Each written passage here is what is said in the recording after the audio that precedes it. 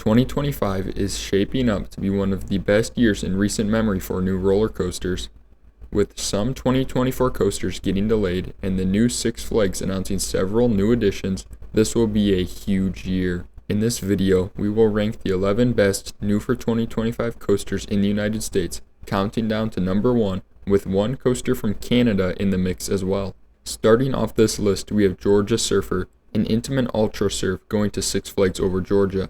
This looks to be a solid addition to this park, and it was smart of them to add a water-based attraction given the climate it is located in, with warm to hot temperatures being the norm for the entire operating season. This obviously isn't the most exciting addition of the year, but it is still a good addition to a park that needed a water ride. Next, we have Quantum Accelerator, which is an intimate straddle coaster going to Six Flags New England. When I first heard this park was going to be adding a new coaster, I instantly figured it would be some kind of family coaster, and that turned out to be the case.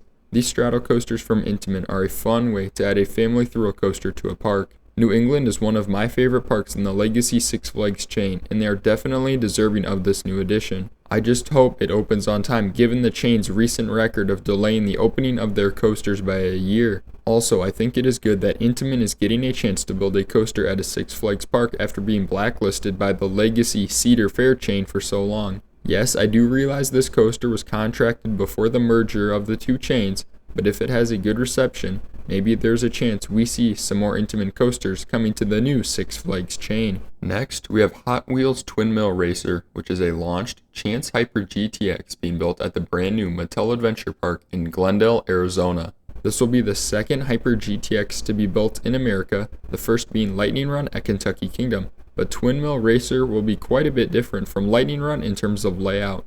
Lightning Run is a completely airtime focused coaster, whereas Twin Mill Racer is going to feature a launch and be an inversion focused coaster, sporting 4 of them. I think the layout looks solid for the footprint and scale.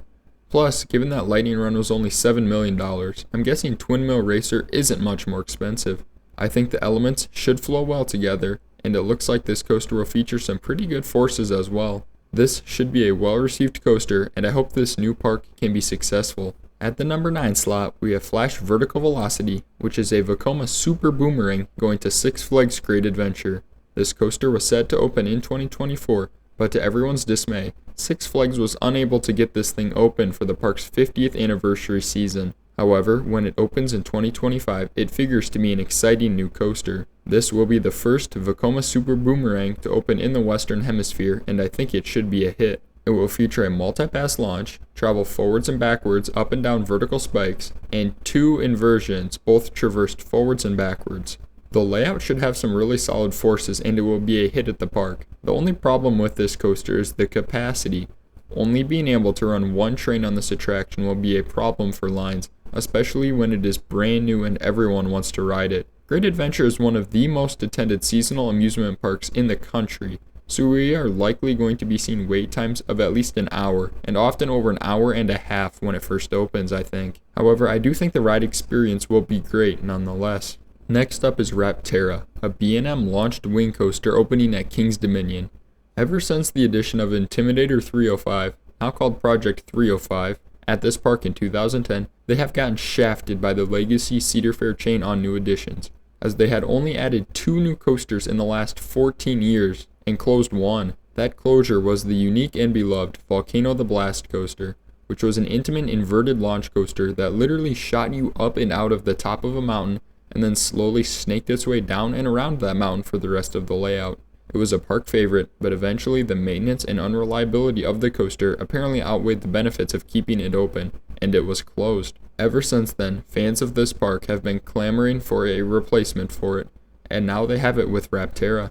I understand it won't be the same, but this is the closest they're ever going to get to the experience of Volcano. And if people can just look past this, they will see a solid coaster that will have a nice layout and be a massive crowd pleaser. This coaster will feature a launch, 3 inversions, and over 3,000 feet of track. And I think another awesome element will be that overbank after the launch. I expect this to be one of the better wing coasters in America, probably just behind Thunderbird at Holiday World. One of the most unique coasters on this list is Palindrome, a Gerstlauer Infinity Shuttle coaster going to COTALand in Austin, Texas.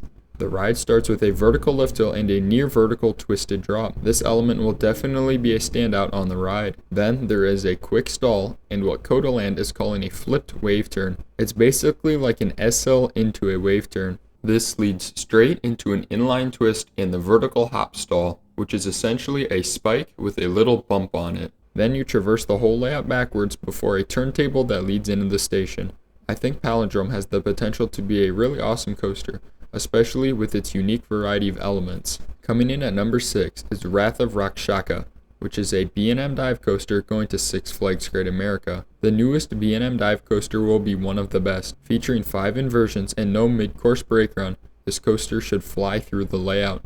It starts with the steepest drop on a dive coaster at 96 degrees, but it will have the tallest beyond vertical drop of all of the dive coasters at 170 feet. This should feel similar, but probably a little bit more sustained on the airtime to the other dive coasters with beyond vertical drops, such as Iron Menace at Dorney Park and Dr. Diabolical's Cliffhanger at Six Flags Fiesta, Texas. Then it heads through a basic Immelman, but this is where the ride differs from most dive coasters. The train heads through a dive loop, then an upwards zero-G roll, similar to a step-up underflip. Then you traverse a zero-G roll, quickly followed by a corkscrew. All of these elements without a mid-course brake run will definitely make this one of the best dive coasters, as long as it doesn't have a rattle or pothole like Iron Menace. Next on our list is Donkey Kong Minecart Madness, which is a boom coaster going to the brand new Epic Universe in Orlando. This coaster is arguably one of the most innovative concepts we have ever seen come to fruition, certainly in the last 2 decades. This coaster will feature ride vehicles in which the riders will not sit directly on top of the track like most coasters, but instead will be sitting in a carriage which sits above the actual track, attached by a boom on the side. It is sort of like a B&M inverted coaster train, but the track is below you instead of above you. Then there will be a false track, which is what the carriage will appear to be running on, while the real track is below. This will allow the coaster to give the illusion that there are gaps in the track and that it is jumping between them. Now obviously this won't be the fastest or tallest coaster by any stretch, but I think it deserves a high placement on this list just because of how innovative I think it is. Universal, with the manufacturing help of Sansei Technologies, are really thinking outside the box here, and there's nothing I love to see more than companies pushing the envelope when it comes to roller coasters. Next, we have Fire Runner, which will be an RMC Raptor single rail headed to Lost Island in Waterloo, Iowa. At this point, I think enthusiasts are fairly familiar with what the Raptor model offers, and this is going to be a clone of the more popular Stunt Pilot layout, not the larger Jersey Devil layout. However, this installation is going to be 12 cars long, meaning that there could be some opportunity for even more whip than on the earlier Raptor layouts, which only had 10 cars. The layout is also slightly elongated to allow these trains to smoothly traverse the course, but I think the first drop and drop off the S-bend are going to be absolutely insane in the back row of this coaster. Also, I like to see the Raptor being built exactly how it was intended, as a small, inexpensive addition to a smaller park, but packs a ridiculous punch. This will also give the park a solid top 2, with the other headlining coaster being Matugani, an intimate Accelerator coaster. Hopefully this is an addition that really drives attendance for this park. At number 3 on our list we have Circuit Breaker, which is a Vekoma tilt coaster going to COTALand. Hopefully this will open this year, but who really knows at this point for sure. Vekoma's new gen tilt coaster looks to be an upgraded version of the B&M Dive, and I'm excited to see it come to America. In the back of the train, the vertical drop will be 131 feet, and of course it will be after that rotation of the track into the vertical position. Then you will traverse a smooth and intense modern Vekoma layout featuring 4 inversions and some airtime moments mixed in. This will be the headlining coaster at COTALand, and I hope it paves the way for potentially more of these being built in North America. And next on the list is another tilt coaster, this one being built at Cedar Point, called Sirens Curse. The reason I have this one higher than Circuit Breaker is primarily because of that first drop. Sirens Curse is going to feature a twisted drop, which I think is going to give some wicked forces, especially in the back row. This layout is also going to feature some cool elements, including 2 snappy corkscrews, a triple down into an underground tunnel, and a sharp wave turn. While I think this would have been better at another park in the new Six Flags chain, it will definitely be well received at the roller coaster capital of the world. At number 2, we have Alpen Fury, which is a Premier Rides multi-launch coaster going to Canada's Wonderland. Canada's Wonderland shocked the enthusiast community when it was discovered that their 2024 edition was going to be a massive Premier Rides multi-launch coaster. Alpen Fury is going to feature 9 inversions and a multitude of airtime moments on its nearly 3,300 feet of track. Honestly, there are so many elements that look like they will be top-notch, including some inversions that look like something straight out of one of our No Limits 2 creations. There will be a huge zero-G stall, as well as an element that appears to be a double inverting stall similar to Untamed at Wallaby Holland. Also, one of the best looking elements is a double inversion after being shot out of the top of a mountain.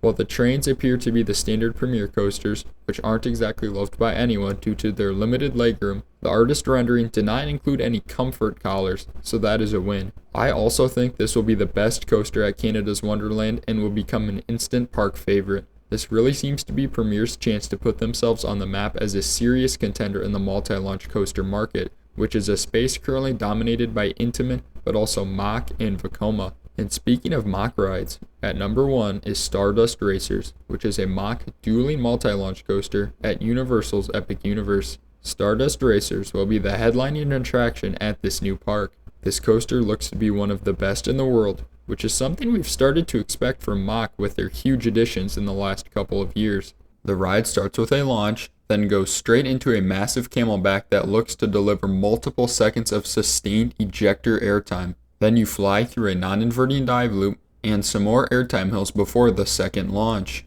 And each one of those airtime hills looks like they will deliver some solid ejector airtime. The second half starts with a rolling launch into a crazy inversion called the Celestial Spin. One side of the coaster starts with an upwards roll into a drop, while the other starts with an airtime hill into a barrel roll down drop. This element will also feature an amazing duel as the track crisscrosses over each other.